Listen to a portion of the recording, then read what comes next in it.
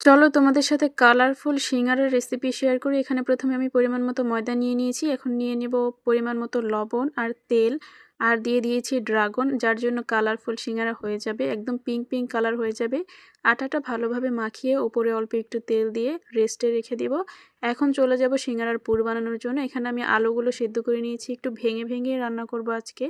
পেঁয়াজ মরিচ ভেজে নিয়ে দিয়ে দিলাম অল্প পরিমাণ জিরা, ম্যাগি মশলা, পরিমাণ মতো লবণ আর অল্প পরিমাণ হলুদ দিয়ে মরিচের গুঁড়া দিয়ে কিছুক্ষণ নাড়াচাড়া করে ওই যে কেটে রাখা আলুটা এটার মধ্যে এখন দিয়ে দিব। অল্প পরিমাণ পানি দিয়ে দিয়েছি রান্না করার জন্য।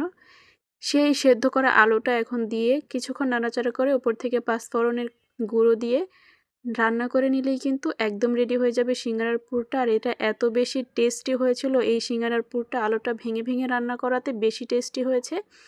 আর এই যে দেখতে পাচ্ছ আমার ন্যাচারাল কালারফুল সিঙ্গারাগুলো বানানোর জন্য আমি আটা ছানিয়ে নিয়েছি, আর ভাজিটাও আমার রান্না করা হয়ে গেছে। এখন সিঙ্গারাগুলোর শেপ দিয়ে নেওয়ার পালা। প্রথমে রুটিটা এইরকমভাবে কেটে নিতে হবে পিৎজার মতো করে, এরপর এটার উপরে সিঙ্গারার পুরটা দিয়ে ছোট ছোট মিনি সিঙ্গারা বানিয়ে নিয়েছি।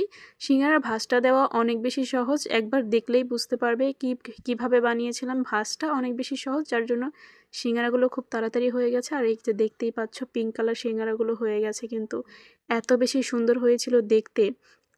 টেস্ট কিন্তু আগের মতোই, আর এটা ন্যাচারাল কালার হয়েছে, কোনো ফুড কালার ইউজ করার জন্য না করার জন্য এটার মধ্যে কোনো ক্ষতিকারক কিচ্ছু নেই। একদম ন্যাচারাল ফুড ইউজ করেছি, তোমাদের চোখের সামনেই দেখতেই পেলে কিভাবে ড্রাগন দিয়ে এরকম কালারফুল সিঙ্গারাটা আমি বানিয়েছিলাম।